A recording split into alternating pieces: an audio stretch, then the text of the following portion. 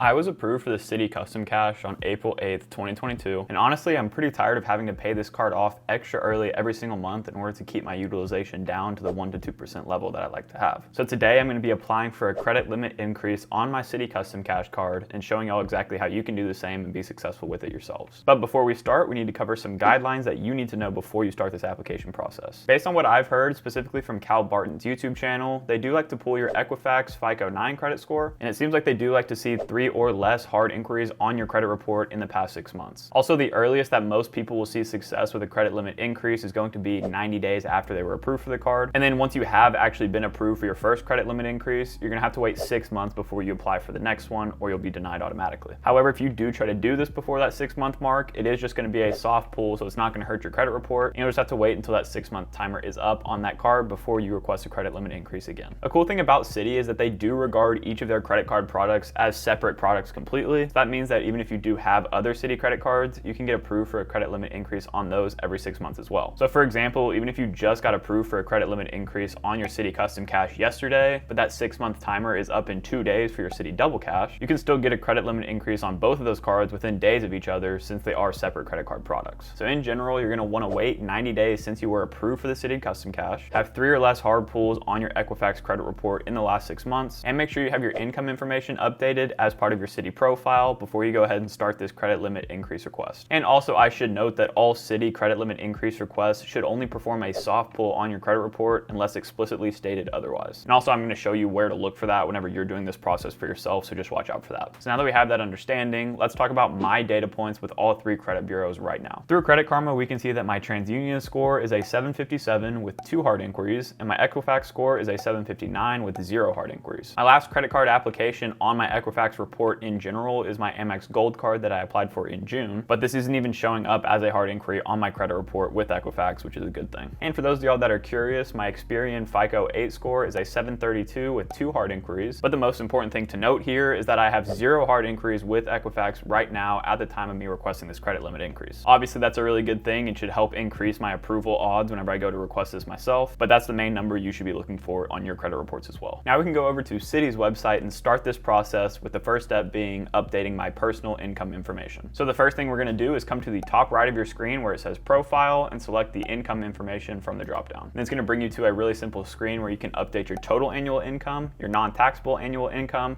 and your monthly mortgage or rent payment. I'm honestly not sure if you have to do this before you request the credit limit increase, because in the credit limit increase request form, you do input all this information once again, but I feel like it's not a bad thing to have this updated in their systems anyways. Also for me, it looks like my total annual income and my rent payment has not been updated in quite a while, and luckily for me, my income has increased quite a bit since I put in this number, and although I do have a rent payment on here now that I need to report, my debt to income ratio will still be better than it is right now, which is a good thing. Speaking of debt to income ratios, they're going to want to see the lowest debt to income ratio possible, and what that means is that they want you to have a really high income but also really low amount of debts. What that shows them is that you do have enough money to be able to pay off all of your credit card bills even if they do give you a credit limit increase on your card. So the first thing we're going to do is update my total annual income by clicking this edit button, and in this section you're going to want to put all of the income that you receive from basically every single source you have. So examples of this are going to include your salary, wages, interest, dividends, rental income, and retirement benefits. And also if you're 21 years or older, you may include income from others that you can reasonably access to pay your bills. So you really want to put the highest possible number you can here while still being honest with it. And you can also select here if part of your annual income is exempt from US federal income tax, but for most of us, I think that number is going to be 0, so you can probably just leave that as is. That's obviously not financial advice, but I think that applies to most people. And then once you update that total annual income box, you can come down to the bottom box, which is your monthly mortgage or rent payment. And obviously this one's not going to be very flexible. You're just going to put in what you actually pay every single month for your rent or your mortgage. Then you're going to want to click Save My Info, review that everything is as it should be, and then click Confirm. And then it's just going to bring you back to your home page of your Citi account. Now that we've got that information updated, we can go ahead and actually request that credit limit increase. And to do so, the first thing you're going to do is select the card that you want the credit limit increase on, which is my Citi Custom Cash card. Now that you have that card selected, you're going to come down to this View All Services button at the very bottom here. Then while you're in here, direct your attention to the card management box and select Request a Credit Limit Increase, which is near the bottom. And now you're going to be at the credit limit increase request form. The first thing you need to check is if it's going to give you a hard pull or a soft pull for doing this. The way you check that is by looking right under where it says your current credit limit on that card, and this statement right here will tell you everything that you need to know. For me, it says we will not obtain a credit bureau report to evaluate your request, and you will receive a decision instantly. Now that right there is some soft pull language, meaning that I will not get a hard pull on my credit report for going through with this. However, if it states you understand that we will obtain a credit bureau report to evaluate your request, that right there is hard pull language, and you're probably going to want to hold off on this request until about 3 months or so down the line. You can check back here, and if it says the soft pull language instead, then you know that you're good to go ahead and apply for it without risk of a hard pull. So now that you know if it's going to be a hard or a soft pull, you can go ahead and enter the exact same information we just did. And then once you do that, you're going to be able to click this next button and follow through with the process. But before we do that, let's talk about all the possible outcomes that could come from it and what you should do in each of those scenarios. The first outcome is that you are automatically approved, and generally, if this is the case, you're going to get a credit limit increase of about $1,000 to $3,000, what I've seen. And if you aren't satisfied, sometimes they will pop up a dialog box that allows you to go ahead and input an exact credit limit that you want on that card. And generally, I've heard that you do want to be kind of aggressive with that first input because Citi will counteroffer you. But the risk that you run here is that this will automatically give you a hard inquiry on your credit report. So you need to judge if that risk is actually worth it for you, because you don't want to have a hard pull with nothing to show for it. I'm not sure how often that dialog box actually pops up for people, and I've heard that nobody really gets that, but it could happen to you, so I just wanted you to be aware of it. My strategy here is that if I do get instantly approved, I'm just going to take what they give me and not request any higher, and then I'll wait a few months to see if they automatically give me another increase, and if they don't, then 6 months down the line, I'll request another one manually. But if neither of those options happen and you do get automatically denied for a credit limit increase, usually that's because you have too many recently opened accounts or too many hard inquiries on your Equifax credit report. If this does happen, I would just recommend waiting until that hard inquiry number does drop below 3, and then at that point you can try this again, and considering that this should have been a soft pull on your credit report, it shouldn't have any effect on you at all. Now that I think I've covered everything pretty well, I'm going to go ahead and do this process for myself so y'all can see what happens in live action. Okay, now I've inputted my total annual income and my monthly rent payment. I'm going to go ahead and click next in 3,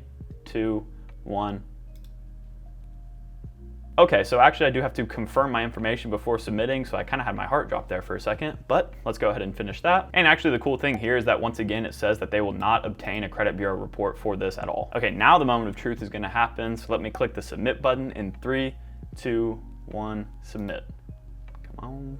All right, congratulations, we've increased your credit limit. So I guess that's pretty cool. I did get a $1,500 credit limit on this card, which will be pretty helpful. And although my credit limit isn't still super high by any means, I do like to see that they just automatically approve me. And this should help me actually lower my utilization on this card automatically, even if I don't make super early payments to this credit card like I normally do. And as you can see, it did not pop up that dialog box for me to select exactly what credit limit I want. So I guess that doesn't actually happen for everybody, like I mentioned. Now that I'm back on my home screen, this is actually pretty cool because you can see that my available credit automatically went up to that $4,500. So it's obviously a very quick process to do all of this. If you're personally in the process of building out your credit card setup and are considering cards like the Citi Custom Cash, go ahead and watch this video next to see how many credit cards you should have depending on what point you're at in your credit card journey. As always, Odin and I both want to say thank you all so much for watching, and if you enjoyed this video, please leave a like and consider subscribing to the channel, and we'll catch you guys next time.